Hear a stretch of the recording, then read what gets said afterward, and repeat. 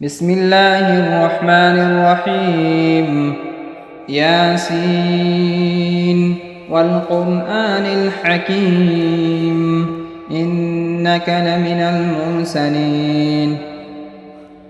على صراط مستقيم تنزيل العزيز الرحيم لتنذر قوما ما أنذر آباؤهم فهم غافلون لقد حق القول على أكثرهم فهم لا يؤمنون إنا جعلنا في أعناقهم أغلالا فهي إلى الأذقان فهم مقمحون وجعلنا من بين أيديهم سدا ومن خلفهم سدا فأغشيناهم فهم لا يبصرون وسواء عليهم أأنذرتهم أم لم تنذرهم لا يؤمنون إنما تنذر من اتبع الذكر وخشي الرحمن بالغيب فبشره بمغفرة وأجر كريم إنا نحن نحيي الموتى ونكتب ما قدموا وآثارهم وكل شيء أحصيناه في إمام مبين واضرب لهم مثلا أصحاب القرية إذ جاءها المرسلون إذ أرسلنا إليهم اثنين فكذبوهما فعززنا بثالث فقالوا إنا إليكم مرسلون قالوا ما أنتم إلا بشر مثلنا وما أنزل الرحمن من شيء إن أنتم إلا تكذبون قالوا ربنا يعلم إنا إليكم لمرسلون وما علينا إلا البلاغ المبين قالوا إنا تطيرنا بكم لئن لم تنتهوا لنرجمنكم وليمسنكم منا عذاب أليم قالوا طائركم معكم أئن ذكرتم بل أنتم قوم مسرفون وجاء من أقصى المدينة رجل يسعى قال يا قوم اتبعوا المرسلين اتبعوا من لا يسألكم أجرا وهم مهتدون وما لي لا أعبد الذي فطرني وإليه ترجعون أأتخذ من دونه آلهة إن يردني الرحمن بضر لا تغن عني شفاعتهم شيئا ولا ينقذون إني إذا لفي ضلال مبين إني آمنت بربكم فاسمعون قيل ادخل الجنة قال يا ليت قومي يعلمون بما غفر لي ربي وجعلني من المكرمين وما أنزلنا على قومه من بعده من جند من السماء وما كنا منزلين إن كانت إلا صيحة واحدة فإذا هم خامدون يا حسرة على العباد ما يأتيهم من رسول إلا كانوا به يستهزئون ألم يروا كم أهلكنا قبلهم من القرون أنهم إليهم لا يرجعون وإن كل لما جميع لدينا محضرون وآية لهم الأرض الميتة أحييناها وأخرجنا منها حبا فمنه يأكلون وجعلنا فيها جنات من نخيل وأعناب وفجرنا فيها من العيون ليأكلوا من ثمره وما عملته أيديهم أفلا يشكرون سبحان الذي خلق الأزواج كلها مما تنبت الأرض ومن أنفسهم ومما لا يعلمون وآية لهم الليل نسلخ منه النهار فإذا هم مظلمون والشمس تجري لمستقر لها ذلك تقدير العزيز العليم والقمر قدرناه منازل حتى عاد كالعرجون القديم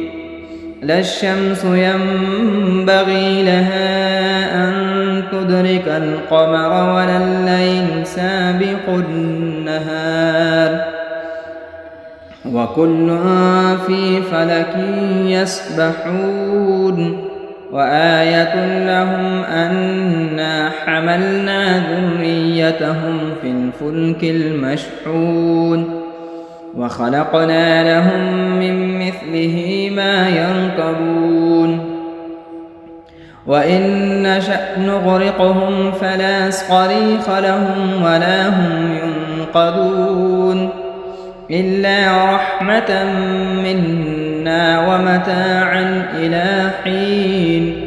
وإذا قيل لهم اتقوا ما بين أيديكم وما خلفكم لعلكم ترحمون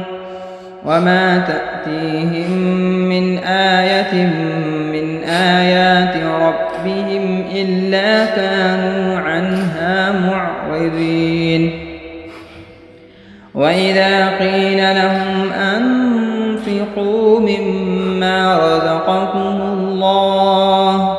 قال الذين كفروا للذين آمنوا أنطعم من لو يشاء الله أطعمه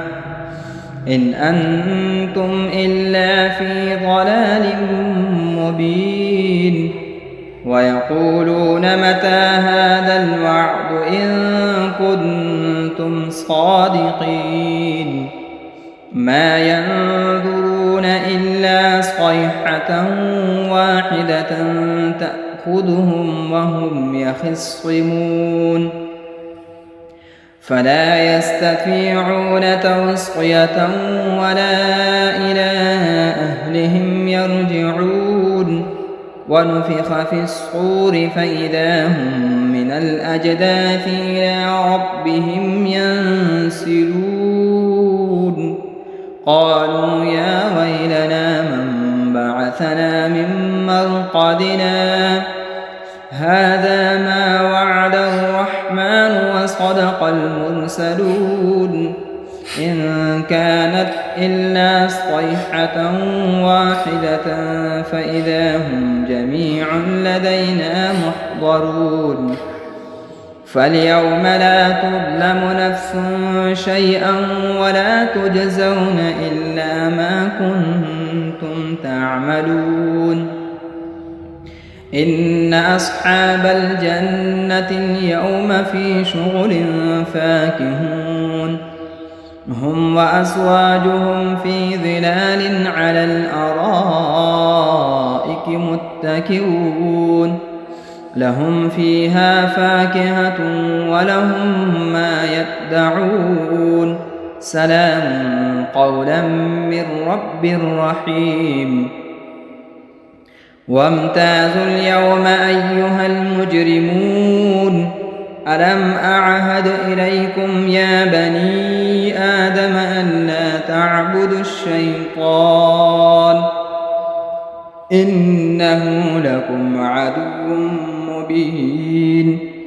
وأن اعبدوني هذا صراط مستقيم ولقد أضل منكم جبلا كثيرا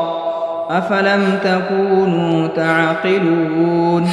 هذه جهنم التي كنتم توعدون اصلوها اليوم بما كنتم تكفرون اليوم نختم على أفواههم وتكلمنا أيديهم وتشهد أرجلهم بما كانوا يكسبون ولو نشاء لطمسنا على أعينهم فاستبقوا الصراط فأنى يبصرون ولو نشاء لمسخناهم على مكانتهم فما استطاعوا مضيا ولا يرجعون ومن نعمره ننكسه في الخلق أفلا يعقلون وما علمناه الشعر وما ينبغي له إن هو إلا ذكر وقرآن مبين لينذر من كان حيا ويحق القول على الكافرين أولم يروا أنا خلقنا لهم مما عملت أيدينا أنعاما فهم لها مالكون وذللناها لهم فمنها ركوبهم ومنها يأكلون ولهم فيها منافع ومشارب أفلا يشكرون واتخذوا من دون الله آلهة لعلهم ينصرون لا يستطيعون نصرهم وهم لهم جند محضرون فلا يحزنك قولهم إنا نعلم ما يسرون وما يعلنون أولم يرى الإنسان أنا خلقناه من نطفة فإذا هو خصيم مبين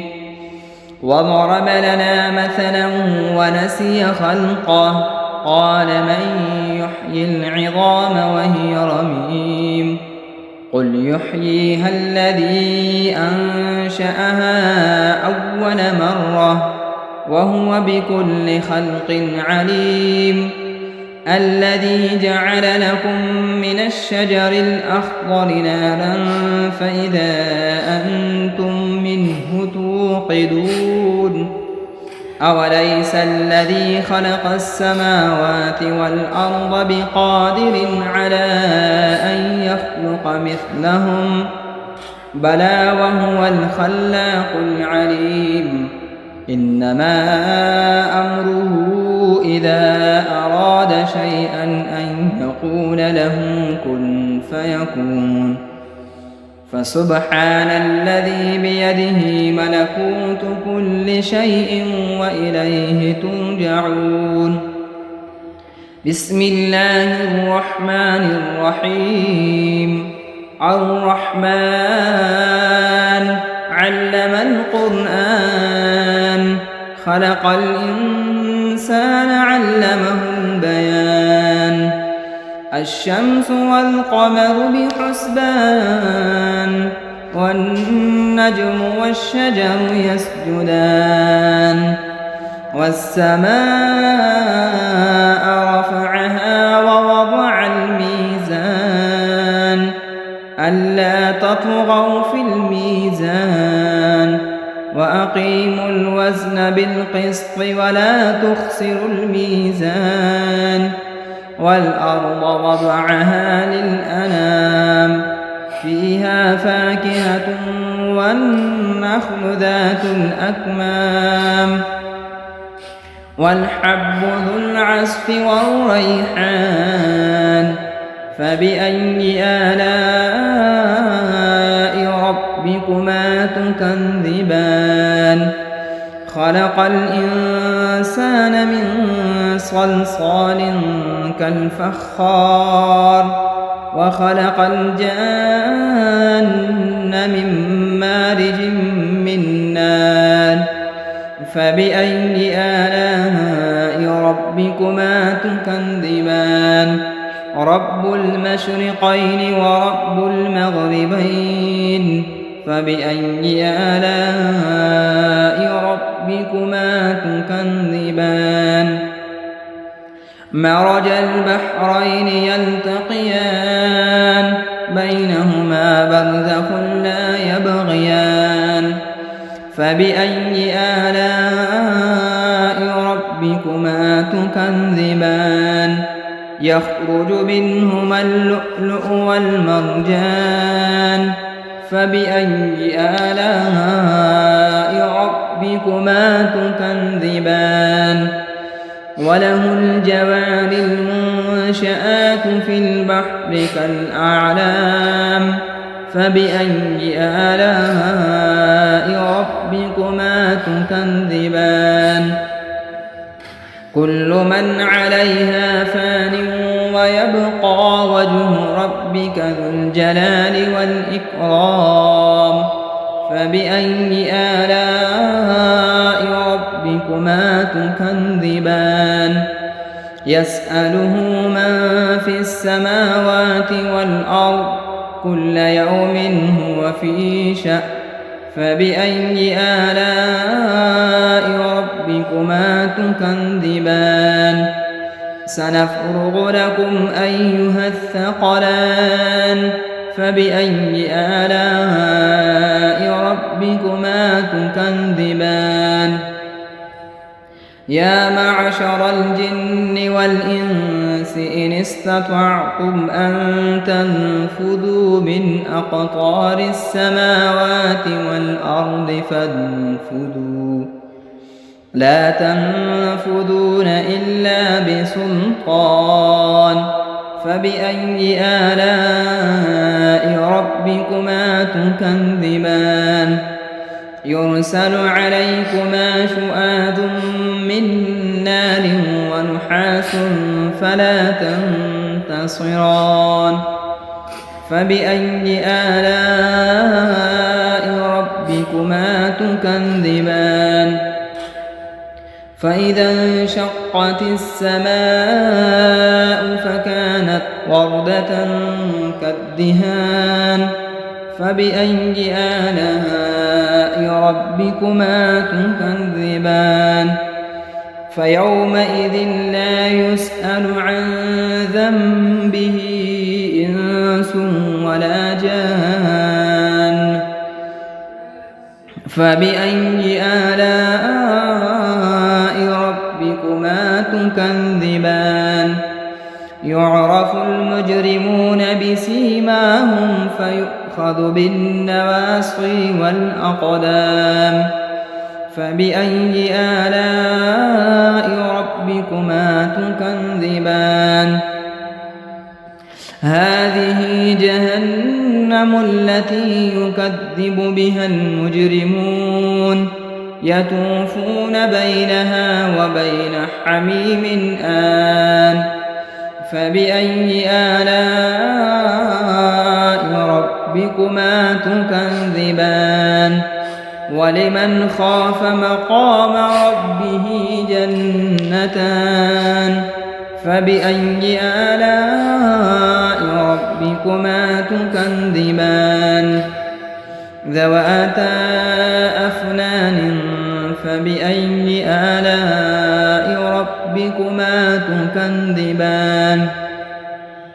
فيهما عينان تجريان فبأي آلاء ربكما تكذبان فيهما من كل فاكهة زوجان فبأي آلاء ربكما تكذبان متكئين على فرش بطائنها من استبرق وجنى الجنتين دان فبأي آلاء ربكما تكذبان فيهن قاصرات الطرف لم يطمثهن إنس قبلهم ولا جان فبأي آلاء ربكما تكذبان كأنهن الياقوت والمرجان فبأي آلاء ربكما تكذبان هل جزاء الإحسان إلا الإحسان فبأي آلاء ربكما تكذبان ومن دونهما جنتان فبأي آلاء ربكما تكذبان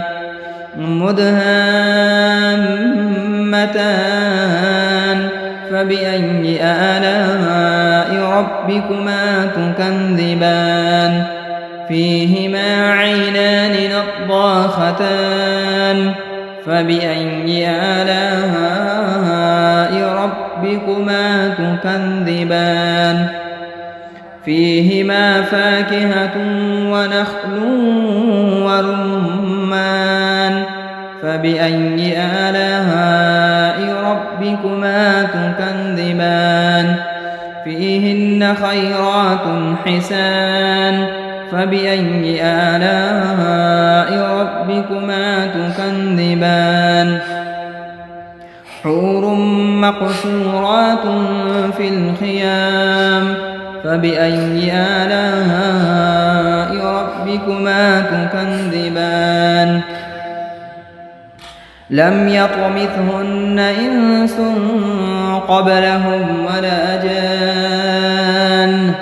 فبأي آلاء ربكما تكذبان متكئين على رفرف خضر وعبقري حسان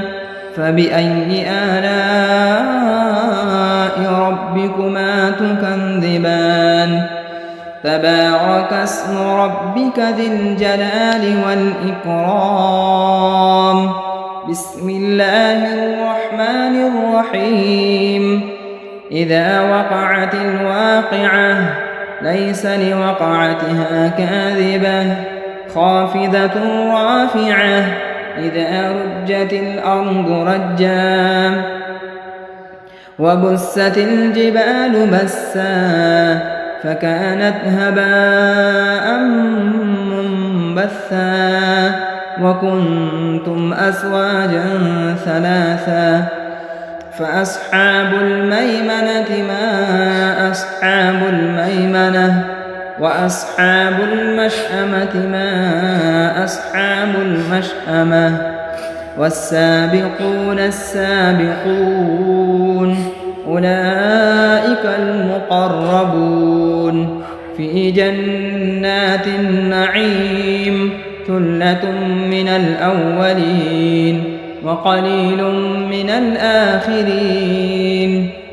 على سرر موضونة متكئين عليها متقابلين يطوف عليهم ولدان مخلدون بأكواب وأباريق وكأس من معين لا يصدعون عنها ولا ينزفون وفاكهة مما يتخيرون ولحم طير مما يشتهون وحور عين كأمثال اللؤلؤ المكنون جزاء بما بما كانوا يعملون لا يسمعون فيها لغوا ولا تأثيما إلا قيلا سلاما سلاما وأصحاب اليمين ما أصحاب اليمين في سدر مخضود وطلح ممدود وظل ممدود وماء مسكوب وفاكهة كثيرة لا مقطوعة ولا ممنوعة وفرش مرفوعة إنا أنشأناهن إنشاء فجعلناهن أبكارا عربا أترابا لأصحاب اليمين ثلة من الأولين وثلة من الآخرين وأصحاب الشمال ما أصحاب الشمال في سموم وحميم وظل من يحموم لا بارد ولا كريم إنهم كانوا قبل ذلك مترفين وكانوا يصرون على الحنث العظيم وكانوا يقولون أئذا متنا وكنا ترابا وعظاما أئنا لمبعوثون أو آباؤنا الأولون قل إن الأولين والآخرين لمجموعون إلى ميقات يوم معلوم ثم إنكم أيها الضالون المكذبون لآكلون من شجر من زقوم فمالئون منها البطون فشاربون عليه من الحميم فشاربون شرب الهيم هذا نزلهم يوم الدين نحن خلقناكم فلولا تصدقون أفرأيتم ما تمنون أأنتم تخلقونه أم نحن الخالقون نحن قدرنا بينكم الموت وما نحن بمسبوقين على أن نبدل أمثالكم وننشئكم فيما لا تعلمون ولقد علمتم النشأة الأولى فلولا تذكرون أفرأيتم ما تحرثون أأنتم تزرعونه أم نحن الزارعون لو نشاء لجعلناه حطاما فظلتم تفكهون إنا لمغرمون بل نحن محرومون أفرأيتم الماء الذي تشربون أأنتم أنزلتموه من المزن أم نحن المنزلون لو نشاء جعلناه أجاجا فلولا تشكرون أفرأيتم النار التي تورون أأنتم أنشأتم شجرتها أم نحن المنشئون نحن جعلناها تذكرة ومتاعا للمقوين فسبح باسم ربك العظيم فلا أقسم بمواقع النجوم وإنه لقسم لو تعلمون عظيم إنه لقرآن كريم في كتاب مكنون لا يمسه إلا المطهرون تنزيل من رب العالمين أفبهذا الحديث أنتم مدهنون وتجعلون رزقكم أنكم تكذبون فلولا إذا بلغت الحلقوم وأنتم حينئذ تنظرون ونحن أقرب إليه منكم ولكن لا تبصرون فلولا إن كنتم غير مدينين ترجعونها إن كنتم صادقين فأما إن كان من المقربين فروح وريحان وجنة نعيم وأما إن كان من أصحاب اليمين فسلام لك من أصحاب اليمين وأما إن كان من المكذبين الضالين فنزل من حميم وتصلية جحيم إن هذا لهو حق اليقين فسبح باسم ربك العظيم بسم الله الرحمن الرحيم تبارك الذي بيده الملك وهو على كل شيء قدير الذي خلق الموت والحياة ليبلوكم أيكم أحسن عملا وهو العزيز الغفور الذي خلق 7 سماوات طباقا ما ترى في خلق الرحمن من تفاوت فارجع البصر هل ترى من فتور ثم ارجع البصر كرتين ينقلب إليك البصر خاسئا وهو حسير ولقد زينا السماء الدنيا بمصابيح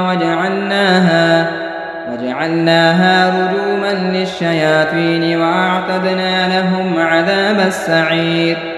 وللذين كفروا بربهم عذاب جهنم وبئس المصير إذا ألقوا فيها سمعوا لها شهيقا وهي تفور تكاد تميز من الغيظ كلما ألقي فيها فوج سألهم خزنتها ألم يأتكم نذير قالوا بلى قد جاءنا نذير فكذبنا وقلنا ما نزل الله من شيء إن أنتم إلا في ضلال كبير وقالوا لو كنا نسمع أو نعقل ما كنا في أصحاب السعير فاعترفوا بذنبهم فسحقا لأصحاب السعير إن الذين يخشون ربهم بالغيب لهم مغفرة وأجر كبير وأسروا قولكم أو اجهروا به إنه عليم بذات الصدور ألا يعلم من خلق وهو اللطيف الخبير هو الذي جعل لكم الأرض ذلولا فامشوا في مناكبها وكلوا من رزقه وإليه النشور أأمنتم من في السماء أن يخسف بكم الأرض فإذا هي تمور أم أمنتم من في السماء أن يرسل عليكم حاصبا فستعلمون كيف نذير ولقد كذب الذين من قبلهم فكيف كان نكير أولم يروا إلى الطير فوقهم صافات ويقبض ما يمسكهن إلا الرحمن إنه بكل شيء بصير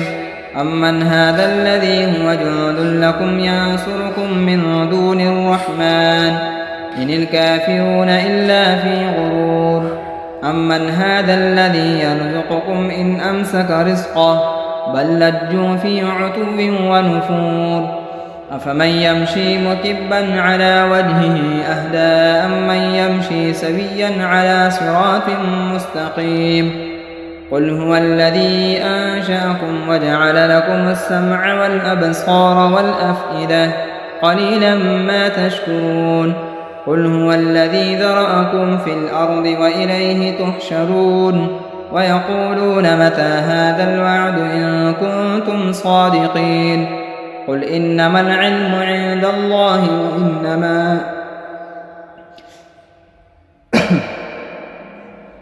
وإنما أنا نذير مبين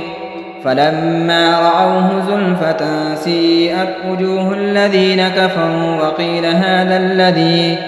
وقيل هذا الذي كنتم به تدعون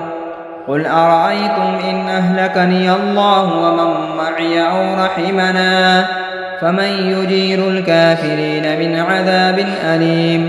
قل هو الرحمن آمنا به وعليه توكلنا فستعلمون من هو في ضلال مبين قل أرأيتم إن أصبح ماؤكم غورا فمن يأتيكم بماء معين صدق الله مولانا العظيم.